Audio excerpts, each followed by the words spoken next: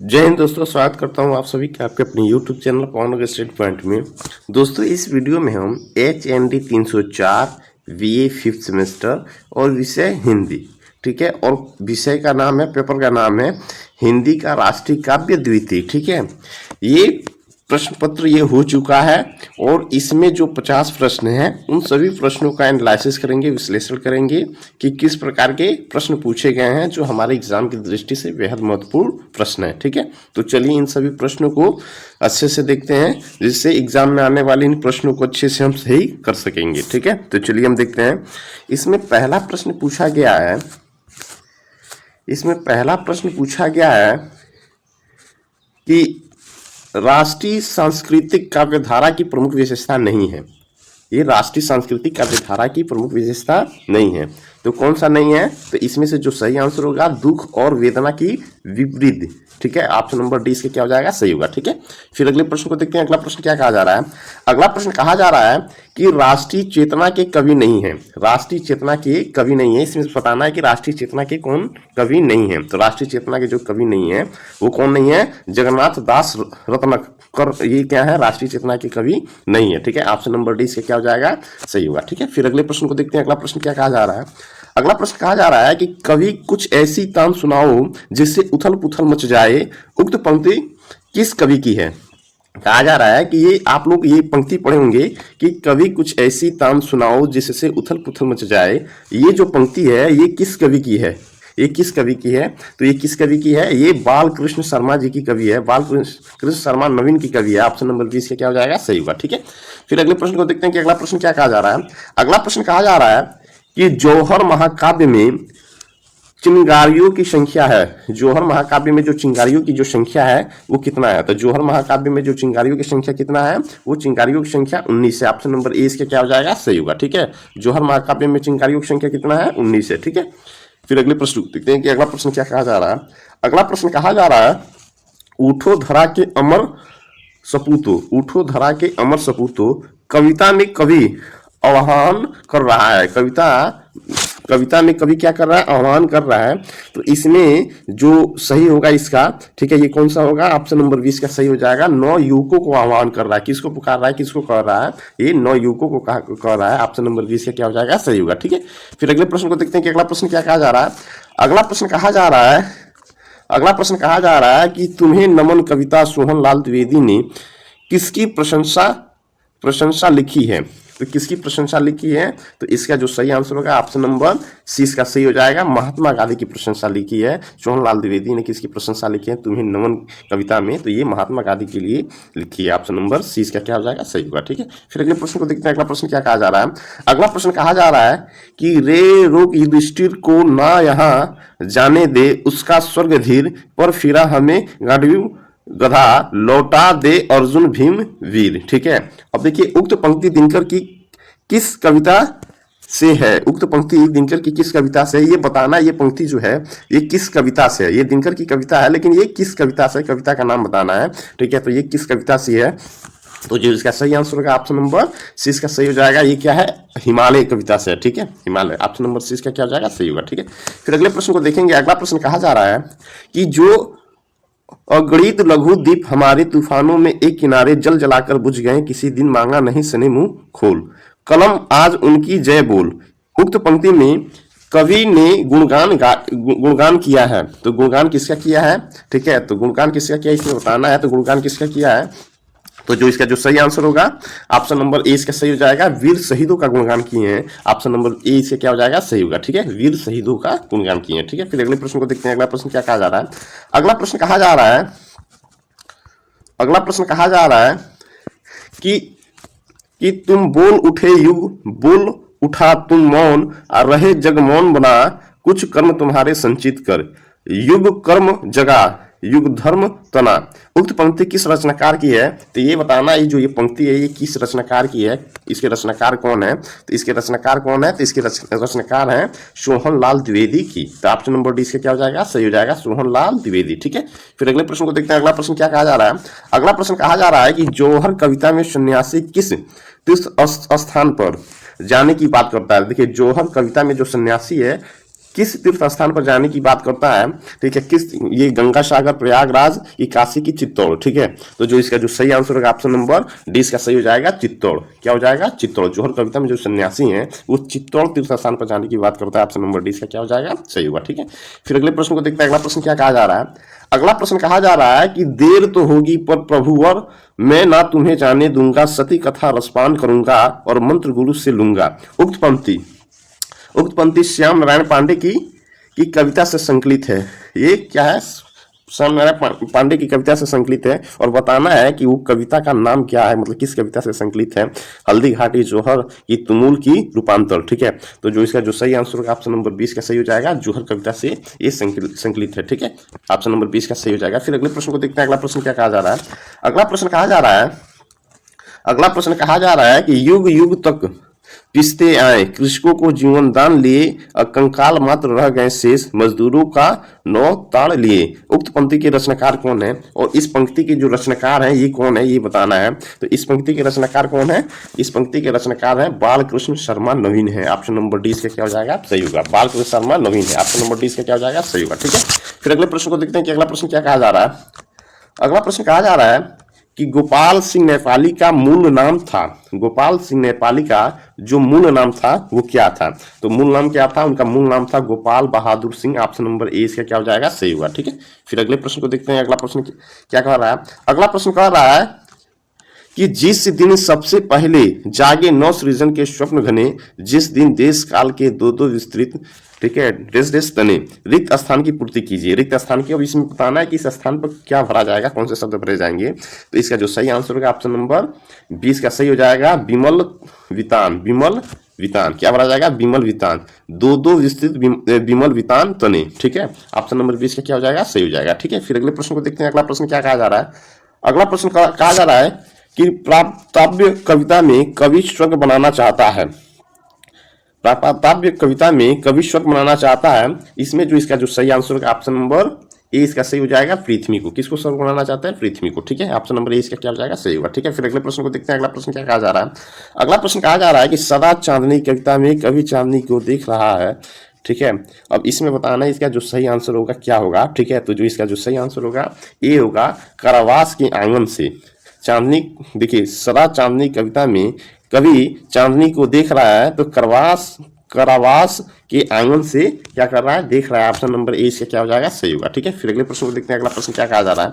अगला प्रश्न कहा जा रहा है कि पूछे सीता कण से हिमपति, तेरा वह डेस कहाँ, ठीक है। रिक्त स्थान की पूर्ति कीजिए। खाली स्थान की पूर्ति करना है। ये खाली स्थान में क्या भरा जाएगा? तो क्या भरा जाएगा? राजस्थान, ठीक है। तेरा वह राजस्थान कहाँ, ठीक है। आप लोग पढ़ेंगे इस पंक्तियों को तो आपको अच्छे से याद होगा। क्या भरा जाएगा? तेरा वह, ठीक है, राजस्थान कहाँ, ठीक है। ऑप्शन नंबर सी का क्या हो जाएगा? सही होगा, ठीक है। फिर अगले प्रश्न को देखते हैं कि अगला प्रश्न क्या कहा जा रहा है। अगला प्रश्न कहा जा रहा है कि हिमालय कविता में हिमालय को भारत का प्रतीक बताया गया है।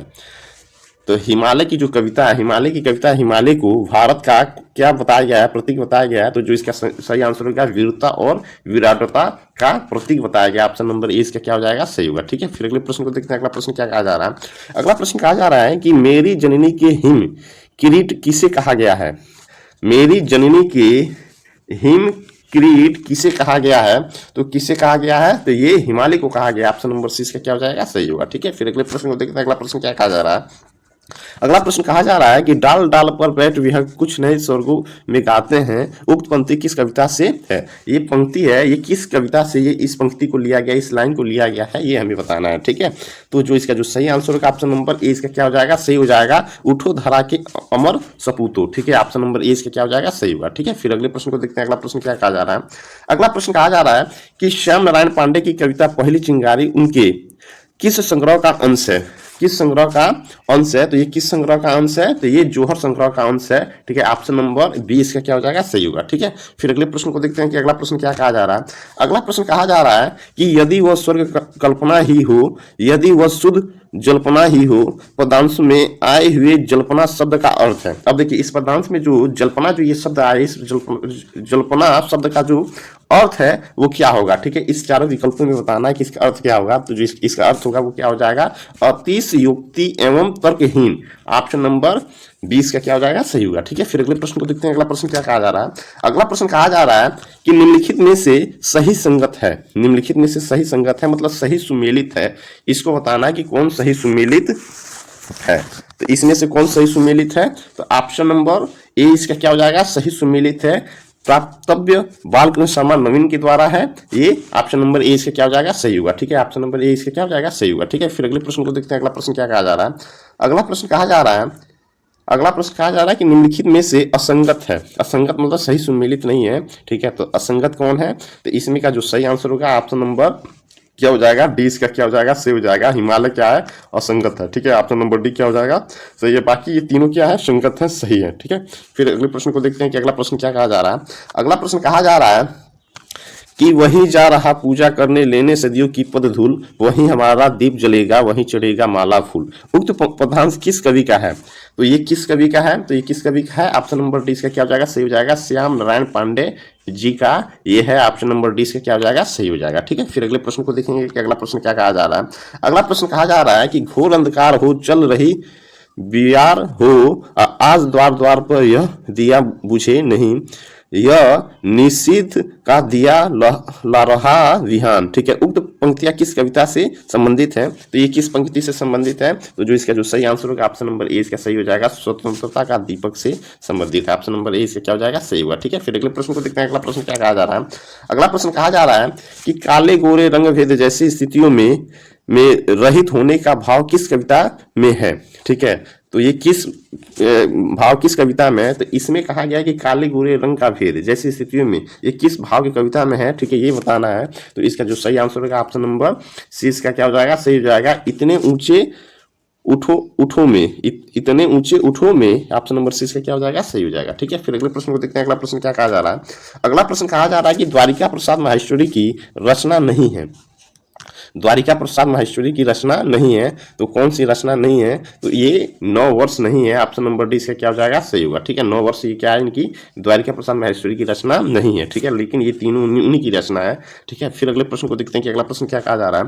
अगला प्रश्न कहा जा रहा है कि जो अगणित लघु दीप हमारे पंक्ति में अगणित का अर्थ है, ठीक है। ये अगणित जो शब्द है, इस अगणित शब्द का क्या है, अर्थ है, इसको बताना है। तो जो इसका जो सही आंसर होगा ऑप्शन नंबर ए इसका सही हो जाएगा। जिसे गिना ना जा सके, अगणित का मतलब जिसे गिना ना जा सके, अगणित शब्द का यही अर्थ है कि जिसे गिना ना जा सके। ऑप्शन नंबर ए इसका क्या हो जाएगा, सही होगा, ठीक है।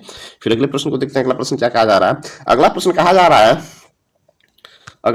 जा रहा है कि किस कवि की मृत्यु भागलपुर रेलवे स्टेशन पर हुई थी। आपको बताना है किस कवि की मृत्यु भागलपुर रेलवे स्टेशन पर हुई थी, ठीक है। तो जो इसका जो सही आंसर होगा ऑप्शन नंबर 20 का सही हो जाएगा। गोपाल सिंह नेपाली की मृत्यु, ठीक है, बिहार के भागलपुर रेलवे स्टेशन पर हुई थी, ठीक है। ऑप्शन नंबर 20 का क्या हो जाएगा, सही होगा, ठीक है। फिर अगले प्रश्न को देखते हैं। अगला प्रश्न क्या कहा जा रहा है। अगला प्रश्न कहा जा रहा है कि निम्नलिखित कविता बालकृष्ण शर्मा नवीन द्वारा रचित नहीं है। हमें बताना है कि इसमें से कौन सी कविता है कि जो बालकृष्ण शर्मा नवीन द्वारा क्या है, लिखी हुई नहीं है या रचित नहीं है, तो ये कौन सा है।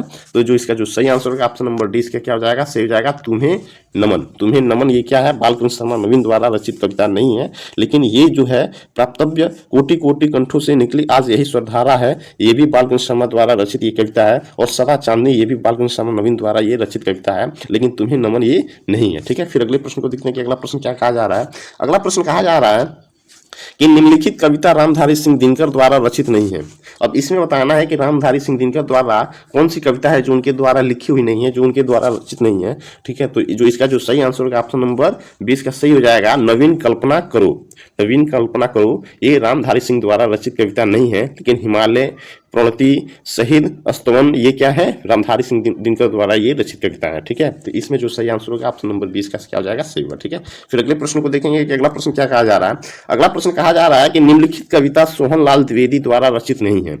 निम्नलिखित कविता सोहनलाल द्विवेदी द्वारा रचित नहीं है। तो सोहनलाल द्विवेदी द्वारा कौन सी कविता रचित नहीं है, तो सोहनलाल द्विवेदी द्वारा, तो जो इसका जो सही आंसर होगा ऑप्शन नंबर ए क्या होगा, ए आंसर इतने ऊंचे उठो, ऑप्शन नंबर ए इसके क्या हो जाएगा, सही होगा, ठीक है। सोहनलाल द्विवेदी द्वारा ये रचित कविता नहीं है, ठीक है। और बढ़े चलो 9 वर्ष तुम्हें नमन, ये क्या है, सोहनलाल द्विवेदी द्वारा ये रचित कविता है, ठीक है। फिर अगले प्रश्न को देखेंगे कि अगला प्रश्न क्या कहा जा रहा है। अगला प्रश्न कहा जा रहा है कि सुमेलित नहीं है, हमें उन्हें बताना है जो क्या है, सुमेलित नहीं है। इसमें से कौन सा सुमेलित नहीं है, तो इसमें जो सुमेलित नहीं है तो ये है ऑप्शन नंबर डी, क्या हो जाएगा कि इतने ऊंचे उठो कि जितना उठा गगन है, ठीक है। ये क्या है, ये सुमेलित नहीं है, ठीक है। ये क्या है, ये सुमेलित नहीं है। और ये जो कविता है ये द्वारिका प्रसाद माहेश्वरी जी की रचना है, ठीक है। इतने ऊंचे उठो कि जितना उठा गगन है, ये किसका है, ठीक है। ये द्वारिका प्रसाद माहेश्वरी जी की रचना है, सोहनलाल द्विवेदी जी की नहीं है, ठीक है। बाकी ये सारे क्या है, सुमेलित है, ये तीनों क्या है, सुमेलित है। फिर अगले प्रश्न को देखते हैं। अगला प्रश्न क्या कहा जा रहा है। अगला प्रश्न कहा जा रहा है कि श्याम नारायण पांडे द्वारा रचित कविता है। श्याम नारायण पांडे द्वारा रचित कविता कौन सी है, ठीक है। तो कौन सी है, तो जो इसका सही आंसर होगा ये क्या हो जाएगा, हिमालय। ऑप्शन नंबर 20 का क्या हो जाएगा, सही हो जाएगा, हिमालय, ठीक है। फिर अगले प्रश्न को देखते हैं कि अगला प्रश्न क्या कहा जा रहा है।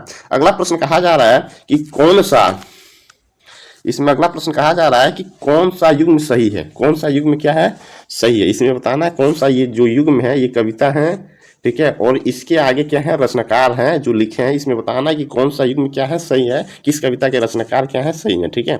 तो जो इसका जो सही आंसर होगा ऑप्शन नंबर 20 का सही हो जाएगा, नवीन कल्पना करो। ये नवीन कल्पना करो ये किनका है, गोपाल सिंह नेपाली का है, ये क्या है, सही है, ठीक है। यही क्या है, सही सुमेलित है, बाकी ये सही सुमेलित नहीं है। फिर अगला प्रश्न को देखेंगे। अगला प्रश्न कहा जा रहा है कि द्वारिका प्रसाद माहेश्वरी की कविता नहीं है, द्वारिका प्रसाद माहेश्वरी की कविता नहीं है। इसमें बताना है कौन सा द्वारिका प्रसाद माहेश्वरी की कविता नहीं है, ठीक है। तो इसमें कौन सा है, ये सी है, माँ य वसंत ऋतुराज री, ये क्या है, नहीं। ऑप्शन नंबर 6 का क्या हो जाएगा, सही होगा, ठीक है। फिर अगले प्रश्न को देखेंगे कि अगला प्रश्न क्या कहा जा रहा है। अगला प्रश्न कहा जा रहा है कि निम्नलिखित में सुमेलित है, निम्नलिखित में सुमेलित है, कौन सा सुमेलित है, इसको बताना है। तो जो इसका जो सही आंसर होगा ऑप्शन नंबर इसका ए, इसका सही हो जाएगा, स्वतंत्रता का दीपक। ये किसका है, गोपाल सिंह नेपाली का है। ऑप्शन नंबर ए इसका क्या हो जाएगा, सही होगा। यही क्या है, सुमेलित है, बाकी ये सब क्या है, सुमेलित नहीं है। क्योंकि ये देखिए इतनी ऊंची उठो, ये बालकृष्ण शर्मा नवीन का नहीं है, ये किनका है, ये द्वारिका प्रसाद माहेश्वरी जी की रचना है, ठीक है। फिर अगले प्रश्न को देखते हैं कि अगला प्रश्न क्या कहा जा रहा है। अगला प्रश्न कहा जा रहा है कि सोहनलाल द्विवेदी की अटूट आस्था थी, सोहनलाल द्विवेदी की जो अटूट आस्था थी वो किस में थी, ठीक है, किनके में थी, ठीक है। तो ये किनकी थी, तो ये हो जाएगा महात्मा गांधी। ऑप्शन नंबर 20 का क्या हो जाएगा, सही हुआ, ठीक है, महात्मा गांधी में, ठीक है। फिर अगले प्रश्न को देखते हैं। अगला प्रश्न क्या कहा जा रहा है। अगला प्रश्न कहा जा रहा है, अगला प्रश्न कहा जा रहा है कि प्रभा और प्रताप पत्रिका का संपादन किया, प्रभा और प्रताप पत्रिका का जो संपादन किया वो किसने किया, ठीक है। इसका सही आंसर क्या होगा, ये माखनलाल चतुर्वेदी ने किया। ऑप्शन नंबर 6 का क्या हो जाएगा, सही होगा, ठीक है। फिर अगले प्रश्न को देखेंगे कि अगला प्रश्न क्या कहा जा रहा है। अगला प्रश्न कहा जा रहा है कि सोहनलाल द्विवेदी की कविता है, सोहनलाल द्विवेदी की कविता है। तो सोहनलाल द्विवेदी की कौन सी कविता है, तो ये है तुम्हें नमन, तुम्हें नमन, तुम्हें नमन, ये किनकी कविता है, तो ये सोहनलाल द्विवेदी जी की कविता है, तुम्हें नमन, ठीक है। फिर अगले प्रश्न को देखेंगे। अगला प्रश्न क्या कहा जा रहा है। अगला प्रश्न कहा जा रहा है कि गोपाल सिंह नेपाली ने निम्नलिखित पत्र का संपादन किया, गोपाल सिंह नेपाली ने किस पत्र का संपादन किया, तो ये किस पत्र का संपादन किया, तो ये उपरोक्त सभी, क्योंकि ये चित्रपट, रतलाम टाइम्स और योगी, ये तीनों पत्र का संपादन किया, इसलिए जो इसका जो सही आंसर होगा ऑप्शन नंबर डी क्या हो जाएगा, उपरोक्त सभी होगा, ठीक है। फिर अगले प्रश्न को देखते हैं। अगला प्रश्न क्या कहा जा रहा है। अगला प्रश्न कहा जा रहा है कि गोपाल सिंह नेपाली की पहली कविता भारत गगन के जगमग सितारे पत्रिका में छपी थी, तो ये छपी थी क्या होगा, रतलाम टाइम्स, ठीक है। भारत गगन के जगमग सितारे रतलाम टाइम्स पत्रिका में छपी थी। ऑप्शन नंबर 20 का क्या हो जाएगा, सही होगा, ठीक है। किस में छपी थी, रतलाम टाइम्स में छपी थी, ठीक है। फिर अगले प्रश्न को देखेंगे कि अगला प्रश्न क्या कहा जा रहा है। अगला प्रश्न कहा जा रहा है कि बढ़े चलो किस रचनाकार की कविता है, किस रचनाकार की कविता है, बढ़े चलो किस रचनाकार की कविता है, तो सोहनलाल द्विवेदी की कविता है। ऑप्शन नंबर 20 का क्या हो जाएगा, सही होगा, ठीक है। फिर अगले प्रश्न को देखेंगे कि अगला प्रश्न क्या कहा जा रहा है। अगला प्रश्न कहा जा रहा है कि भाई बहन कविता है, भाई बहन कविता है, ये किनकी कविता है, इसको बताना है। तो ये किनकी कविता है, तो ये गोपाल सिंह नेपाली की कविता है। भाई बहन की कविता किनकी कविता है, ये गोपाल सिंह नेपाली की कविता है, ठीक है। फिर अगले प्रश्न को देखेंगे कि अगला प्रश्न क्या कहा जा रहा है।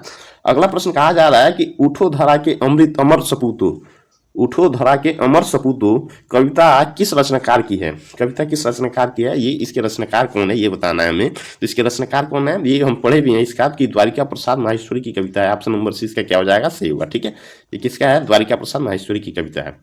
फिर अगले प्रश्न को देखेंगे कि अगला प्रश्न क्या कहा जा रहा है। अगला प्रश्न कहा जा रहा है कि विप्लव गायन कविता है। विप्लव गायन कविता है, ये किनकी कविता है?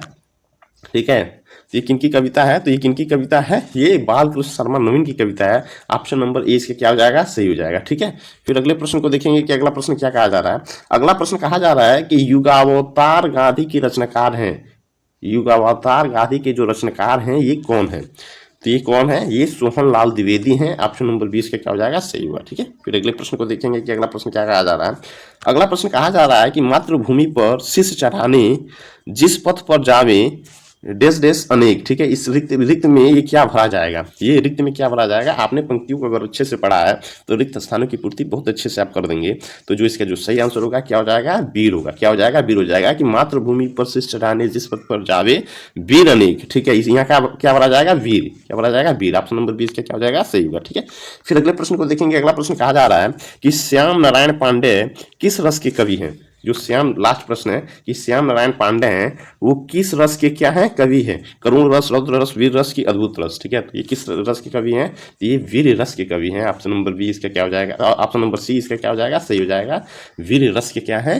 कवि हैं। ठीक है, तो ये क्या है? वीर रस के कवि है। तो दोस्तों यदि आप हमारे चैनल से जुड़ना चाहते हैं तो कृपया चैनल को सब्सक्राइब कीजिए, लाइक कीजिए और अपने दोस्तों के साथ भी शेयर कीजिए। फिर मिलते हैं अगले वीडियो में और आज का जो आंसर की है उसको हम देखेंगे, अपलोड करेंगे। ठीक है, तो तब तक के लिए धन्यवाद। जय हिंद, जय भारत।